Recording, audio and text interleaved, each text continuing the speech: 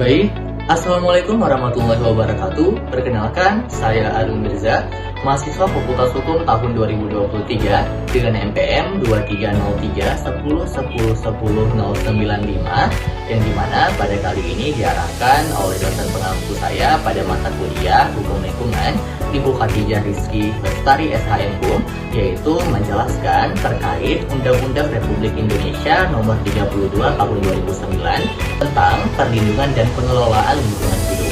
Teman-teman sekalian, pada kesempatan kali ini kita akan menjelaskan dan saya akan memaparkan pada bagian ketiga, yaitu ruang lingkup yang diatur di dalam pasal 4, yang dimana perlindungan dan pengelolaan lingkungan hidup meliputi yang pertama ada perencanaan, pemanfaatan, pengendalian, pemeliharaan, pengawasan, dan penegakan hukum. Namun, pada kesempatan kali ini, mari kita simak dan saya jelaskan 3 bagian saja, yaitu perencanaan, pemanfaatan, dan pengendalian. Teman-teman sekalian, pada bab 3 bagian perencanaan ini diatur di dalam pasal 5, perencanaan, perlindungan, dan pengelolaan lingkungan hidup dilaksanakan meliputi tahapan. Yang pertama ada inventarisasi lingkungan hidup, selanjutnya ada penetapan wilayah ekoregion, dan yang terakhir adalah penyusunan RPPLH. Mari kita bahas bagian ke-1 terkait inventarisasi lingkungan hidup yang diatur di dalam pasal 6 yang menyatakan interferentasi lingkungan hidup sebagaimana dimaksud dalam pasal 5 huruf A terdiri atas inventarisasi lingkungan hidup tingkat provinsi, tingkat pulau atau kepulauan, dan yang terakhir adalah tingkat wilayah ekoregion. Selanjutnya, inventarisasi lingkungan hidup dilaksanakan untuk memperoleh data dan informasi mengenai sumber daya alam yang meliputi 1. Potensi dan ketersediaan, jenis dan kemanfaatan, bentuk penguasaan, pengetahuan pengelolaan, bentuk kerusakan, dan yang terakhir adalah konflik dan penyebab konflik yang timbul akibat pengelolaan. Selanjutnya, bagian kedua yang menjelaskan tentang penetapan wilayah ekoregion diatur di dalam pasal 7 yang menyatakan inventarisasi lingkungan hidup sebagaimana dimaksud di dalam pasal 6 ayat 1 huruf A dan huruf B menjadi dasar dalam penetapan wilayah ekoregion dan dilaksanakan oleh Menteri setelah berkoordinasi dengan instansi terkait. Selanjutnya, penetapan wilayah ekoregion sebagaimana dimaksud pada ayat 1 dilaksanakan dengan mempertimbangkan kebersamaan. Yang pertama, karakteristik bentang alam, daerah aliran sungai, iklim, flora dan fauna, sosial budaya, ekonomi, kelembagaan masyarakat, dan yang terakhir adalah hasil inventarisasi lingkungan hidup. Maka dari itu, inventarisasi lingkungan hidup berdasarkan wilayah ekoregion ini harus mempertimbangkan kesamaan daripada poin-poin yang telah saya sebutkan tadinya. Nah, pada bagian pertama, RPPLH nasional sebagaimana dimaksud dalam ayat 1 huruf A disusun berdasarkan inventarisasi nasional. Sedangkan RPPLH provinsi sebagaimana dimaksud pada ayat 1 huruf B disusun berdasarkan yang pertama, RPPLH nasional, inventarisasi tingkat pulau atau kepulauan, dan yang terakhir adalah inventarisasi tingkat ekoregion. Selanjutnya, RPPLH kabupaten kota atau yang terakhir ini sebagaimana dimaksud pada ayat 1 huruf C disusun berdasarkan yang pertama RPPLH provinsi, inventarisasi tingkat pulau atau kepulauan, dan inventarisasi tingkat ekoregion. Baik teman-teman sekalian, setelah kita mendengar penjelasan materi sebelumnya, mari kita masuk ke dalam bab 4, yaitu yang menjelaskan tentang pemanfaatan. Diatur di dalam pasal 12, yaitu yang menyatakan yang pertama, pemanfaatan sumber daya alam dilakukan berdasarkan RPPLH. Yang kedua, dalam hal RPPLH, sebagaimana dimaksud pada ayat 1 belum tersusun, pemanfaatan sumber daya alam dilaksanakan berdasarkan daya dukung dan daya tampung lingkungan hidup dengan memperhatikan yang pertama, keberlanjutan proses dan fungsi lingkungan hidup, yang kedua, keberlanjutan produktivitas lingkungan hidup, dan yang terakhir, keselamatan mutu hidup dan kesejahteraan masyarakat. Yang ketiga, daya dukung dan daya tampung lingkungan hidup sebagaimana dimaksud di dalam pasal 2 ditetapkan oleh A. Menteri untuk daya dukung dan daya tampung lingkungan hidup nasional dan pulau kepulauan. B. Gubernur berperan untuk daya dukung dan daya tampung lingkungan hidup provinsi dan ekoregion lintas kabupaten kota. Dan C. Bupati atau wali kota untuk daya tampung dan daya dukung lingkungan hidup kabupaten kota dan ekoregion di wilayah kabupaten kota. Dan yang terakhir, yang keempat, ketentuan lebih lanjut mengenai tata cara penetapan daya dukung dan daya tampung lingkungan hidup sebagaimana dimaksud pada ayat 3 diatur dalam peraturan pemerintahan. Next pada bab 5 yang menjelaskan terkait pengendalian, bagian ke-1 bagian umum yang diatur dalam pasal 13. Yang pertama adalah pengendalian pencemaran dan kerusakan lingkungan hidup dilaksanakan dalam rangka pelestarian fungsi lingkungan hidup. Yang kedua, pengendalian pencemaran atau kerusakan lingkungan hidup sebagaimana dimaksud pada ayat 1 meliputi yang pertama ada pencegahan, yang kedua ada penanggulangan, dan yang terakhir ada pemulihan. Teman-teman sekalian, pengendalian pencemaran dan atau kerusakan lingkungan hidup sebagaimana dimaksud pada ayat 1 dilaksanakan oleh pemerintah daerah, dan penanggung jawab usaha dan atau kegiatan sesuai dengan kewenangan, peran, dan tanggung jawab masing-masing. Poin pertama yaitu KLHS atau dikenal dengan Kajian Lingkungan Hidup Strategis yang diatur di dalam pasal 15 meliputi yaitu pemerintah dan pemerintah daerah wajib membuat KLHS, Kajian Lingkungan Hidup Strategis, untuk memastikan bahwa prinsip pembangunan berkelanjutan telah menjadi dasar dan terintegrasi dalam pembangunan suatu wilayah atau kebijakan rencana atau program. Yang kedua, pemerintah dan pemerintah daerah wajib melaksanakan Kajian Lingkungan Hidup Strategis atau KLHS sebagaimana dimaksud pada ayat 1 ke dalam penyusunan atau evaluasi. KLHS atau Kajian Lingkungan Hidup Strategis dilaksanakan dengan beberapa mekanisme. Yang pertama adalah pengkajian pengaruh kebijakan, rencana, atau program terhadap kondisi lingkungan hidup di suatu wilayah. Yang kedua, perumusan alternatif penyempurnaan kebijakan, rencana, dan program. Dan yang terakhir adalah rekomendasi perbaikan untuk pengambilan keputusan kebijakan, rencana, atau program yang mengintegrasikan prinsip pembangunan berkelanjutan. Setelah mengenal poin pertama kajian lingkungan hidup strategis, mari kita masuk ke dalam poin kedua yang membahas tentang tata ruang diatur dalam pasal 19. Pada poin pertama dikatakan adalah untuk menjaga kelestarian fungsi lingkungan hidup dan keselamatan masyarakat, setiap perencanaan tata ruang wilayah wajib berdasarkan pada kajian lingkungan hidup strategis dengan melihat potensi wilayah-wilayah yang ada. Pada poin kedua, perencanaan tata ruang wilayah sebagaimana dimaksud pada ayat 1 ditetapkan dengan memperhatikan daya dukung dan daya tampung lingkungan hidup.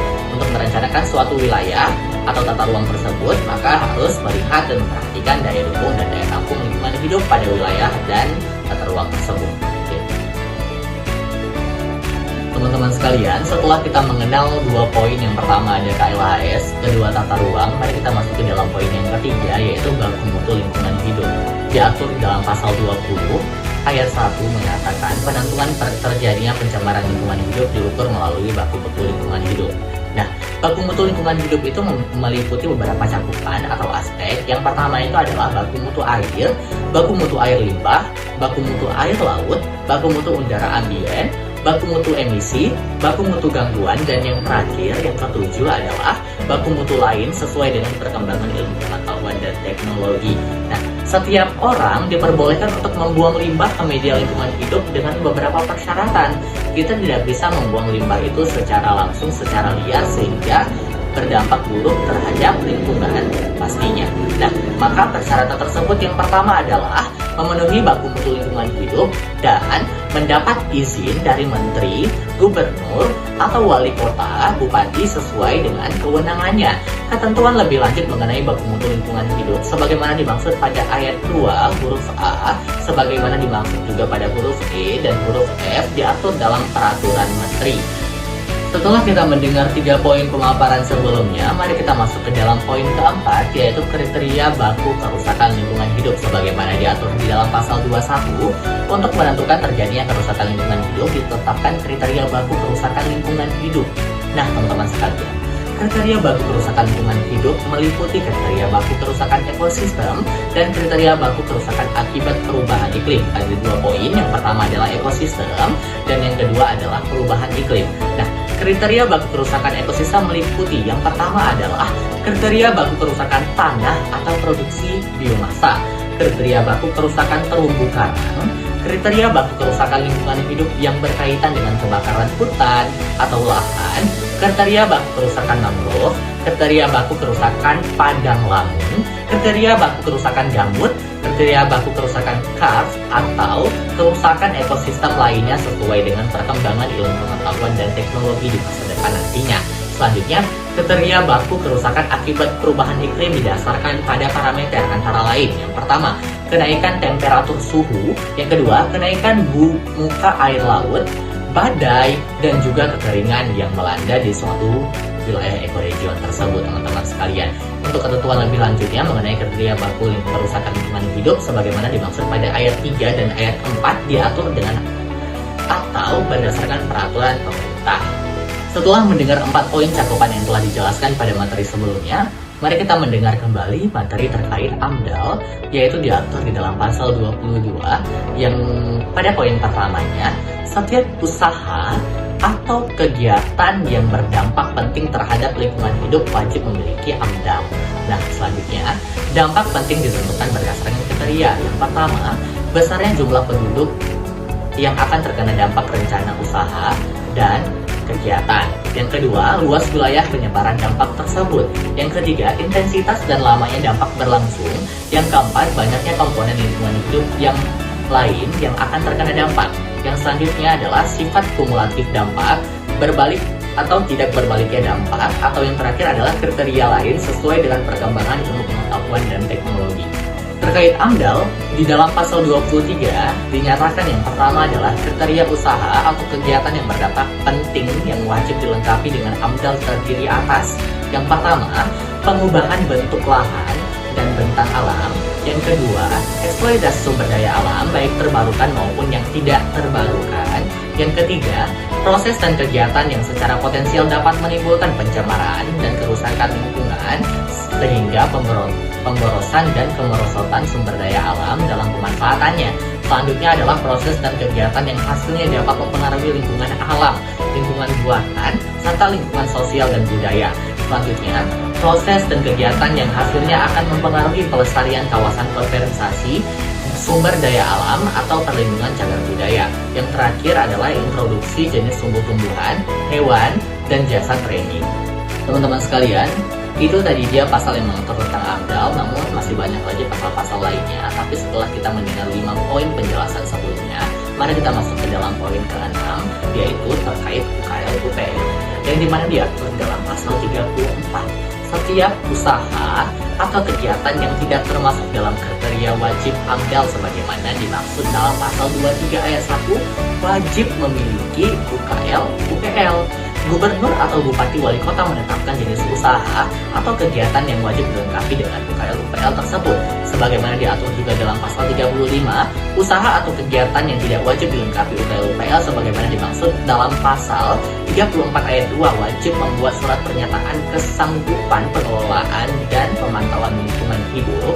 Selanjutnya, penetapan jenis usaha atau kegiatan sebagaimana dimaksud pada ayat 1 dilakukan berdasarkan kriteria. Yang pertama, tidak termasuk dalam kategori berdampak penting sebagaimana dimaksud dalam pasal 23 ayat 1, dan yang kedua, kegiatan usaha mikro dan kecil.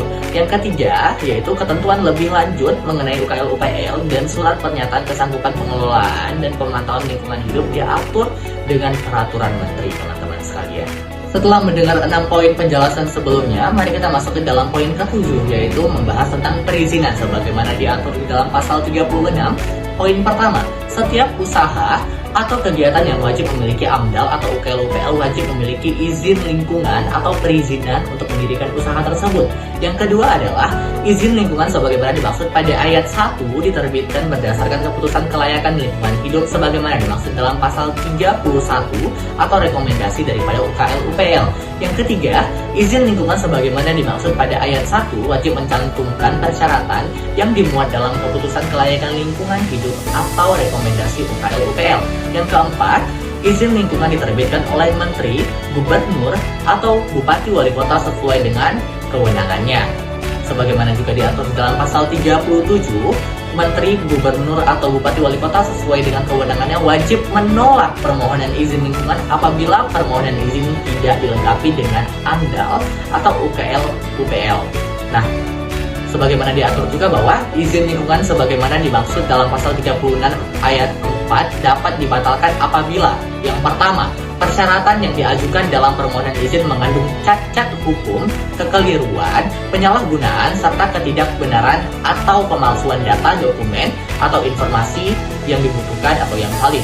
Yang kedua, penerbitannya tanpa memenuhi syarat sebagaimana tercantum dalam keputusan Komisi tentang Kelayakan Lingkungan Hidup atau rekomendasi UKL-UPL. Dan yang terakhir adalah berdasarkan kewajiban yang ditetapkan dalam dokumen AMDAL atau UKL-UPL tidak dilaksanakan oleh penanggung jawab usaha atau kegiatan. Selanjutnya, sebagaimana diatur di dalam pasal 43, instrumen perencanaan pembangunan dan kegiatan ekonomi sebagaimana dimaksud dalam pasal 42 ayat 2 huruf A meliputi yang pertama, neraca sumber daya alam dan lingkungan hidup. Yang kedua, penyusunan produk domestik bruto dan produk domestik regional bruto yang mencakup penyusunan sumber daya alam dan kerusakan lingkungan hidup. Yang ketiga, mekanisme kompensasi atau imbal jasa lingkungan hidup antar daerah. Dan yang terakhir adalah internalisasi biaya lingkungan hidup. Teman-teman sekalian, itulah dia instrumen pendanaan lingkungan hidup sebagaimana dimaksud dalam pasal 42 ayat 2 huruf B meliputi yang pertama, dana jaminan pemulihan lingkungan hidup, dana penanggulangan pencemaran dan atau kerusakan pemulihan lingkungan hidup, dan yang terakhir adalah dana amanah bantuan untuk konservasi. Teman-teman sekalian, setelah kita mendengar 7 poin pembahasan sebelumnya, mari kita masuk ke dalam poin ke-8, yaitu membahas tentang instrumen ekonomi lingkungan hidup sebagaimana diatur di dalam pasal 42. Dalam rangka melestarikan fungsi lingkungan hidup, pemerintah dan pemerintah daerah wajib mengembangkan dan menerapkan instrumen ekonomi lingkungan hidup. Yang kedua adalah instrumen ekonomi lingkungan hidup sebagaimana dimaksud pada ayat 1 meliputi yang pertama adalah perencanaan pembangunan dan kegiatan ekonomi, yang kedua pendanaan lingkungan hidup, dan yang ketiga adalah insentif atau disinsentif. Teman-teman sekalian, sebagaimana diatur di dalam pasal 43, yaitu poin pertama mengatur tentang instrumen perencanaan pembangunan dan kegiatan ekonomi sebagaimana dimaksud dalam pasal 42 ayat 2 huruf A meliputi yang pertama, neraca sumber daya alam dan lingkungan hidup.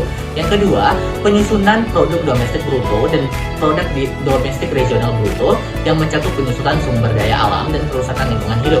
Yang ketiga, mekanisme kompensasi imbal jasa lingkungan hidup antar daerah, dan yang terakhir adalah internalisasi biaya lingkungan hidup. Teman-teman sekalian, pada poin kedua dijelaskan instrumen pendanaan lingkungan hidup sebagaimana yang dimaksud dalam pasal 42 ayat 2 huruf B meliputi yang pertama, dana jaminan pemulihan lingkungan hidup, dana penanggulangan pencemaran atau kerusakan dan pemulihan lingkungan hidup, dan yang terakhir adalah dana amanah atau bantuan untuk konservasi. Teman-teman sekalian, pada poin yang terakhir, pada poin yang ketiga, yaitu mengatur tentang insentif dan atau disinsentif sebagaimana dimaksud dalam pasal 42 ayat 2 huruf C, antara lain diterapkan dalam bentuk yang pertama, pengadaan barang dan jasa yang ramah lingkungan hidup. Yang kedua, penerapan pajak retribusi dan subsidi lingkungan hidup. Yang ketiga, pengembangan sistem lembaga keuangan dan pasar modal yang ramah lingkungan hidup. Yang keempat, pengembangan sistem perdagangan izin pembangunan limbah atau emisi. Yang kelima, pengembangan sistem pembayaran jasa lingkungan hidup. Yang keenam, pengembangan asuransi lingkungan hidup. Yang ketujuh, pengembangan sistem label rumah lingkungan hidup.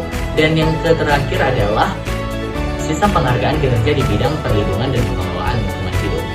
Teman-teman sekalian, setelah menyimak 8 penjelasan poin pembahasan di dalam UU PPLH ini, mari kita masuk ke dalam poin ke-9, yaitu peraturan perundang-undangan berbasis lingkungan hidup sebagaimana diatur di dalam pasal 44. Setiap penyusunan peraturan perundang-undangan pada tingkat nasional dan daerah wajib memperhatikan perlindungan fungsi lingkungan hidup dan prinsip perlindungan dan pengelolaan lingkungan hidup sesuai dengan ketentuan yang diatur dalam undang-undang ini. Itu dia teman-teman, maka dari itu segala penyusunan peraturan yang diatur di dalam peraturan perundang-undangan berbasis lingkungan hidup ini harus memperhatikan perlindungan fungsi lingkungan hidup tersebut. Prinsip perlindungan dan pengelolaan lingkungan hidup itu harus sesuai dengan ketentuan yang ada di dalam undang-undang. Teman-teman sekalian, selesai poin 9, kita masuk ke dalam poin ke-10, yaitu yang mengatur tentang anggaran berbasis lingkungan hidup. Sebagaimana diatur di dalam pasal 45, pada poin pertama, pemerintah dan Dewan Perwakilan Rakyat Republik Indonesia atau DPR RI, serta pemerintah daerah dan Dewan Perwakilan Rakyat Daerah atau DPRD, wajib mengalokasikan anggaran yang memadai untuk membiayai yang pertama, kegiatan perlindungan dan pengelolaan lingkungan hidup. Yang kedua, program pembangunan yang berwawasan lingkungan hidup. Teman-teman sekalian, pada poin kedua, pemerintah dikatakan wajib mengalokasikan anggaran dana alokasi khusus lingkungan hidup yang memadai untuk diberikan kepada daerah yang memiliki kinerja perlindungan dan pengelolaan lingkungan hidup yang baik. teman-teman sekalian. Nah, pada pasal 46 juga dikatakan bahwa selain ketentuan sebagaimana dimaksud dalam pasal 45, dalam rangka pemulihan kondisi lingkungan hidup yang kualitasnya telah mengalami pencemaran atau kerusakan pada saat undang-undang ini ditetapkan, pemerintah dan pemerintah daerah wajib mengalokasikan anggaran untuk pemulihan lingkungan hidup tersebut, teman-teman sekalian.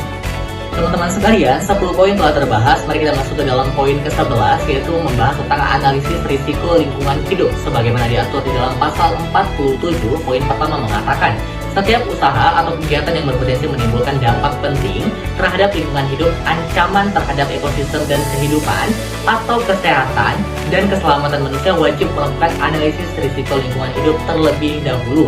Teman-teman sekalian, poin kedua mengatakan analisis risiko lingkungan hidup sebagaimana dimaksud pada ayat 1 meliputi yang pertama, pengkajian risiko, yang kedua, pengelolaan risiko, dan yang terakhir adalah komunikasi risiko tersebut. Yang ketiga adalah ketentuan lebih lanjut mengatur mengenai analisis risiko lingkungan hidup diatur dalam peraturan pemerintah. Poin ke-12 menjelaskan tentang audit lingkungan hidup sebagaimana diatur di dalam pasal 18, yaitu pemerintah mendorong penanggung jawab usaha atau kegiatan untuk melakukan audit lingkungan hidup dalam rangka meningkatkan kinerja lingkungan hidup sendiri. Teman-teman sekalian, mari kita lihat sebagaimana diatur di dalam pasal 49. Pada poin pertama, Menteri mewajibkan audit lingkungan hidup kepada 1. Usaha atau kegiatan tertentu yang berisiko tinggi terhadap lingkungan hidup. Yang kedua, penanggung jawab usaha atau kegiatan yang menunjukkan ketidaktaatan terhadap peraturan perundang-undangan. Pada poin kedua dijelaskan bahwa penanggung jawab usaha atau kegiatan wajib melaksanakan audit lingkungan hidup. Dan poin terakhir, pelaksanaan audit lingkungan hidup terhadap kegiatan tertentu yang berisiko tinggi dilakukan secara berkala. Teman-teman sekalian, itu dia beberapa poin penjelasan terkait penjelasan pada bagian perencanaan. Mari kita masuk ke dalam poin ketiga yang terakhir adalah bagian penanggulangan. Sebagaimana diatur di dalam pasal 53, yang pertama dikatakan bahwa setiap orang yang melakukan pencemaran atau perusakan lingkungan hidup wajib melakukan penanggulangan pencemaran kerusakan lingkungan hidup tersebut.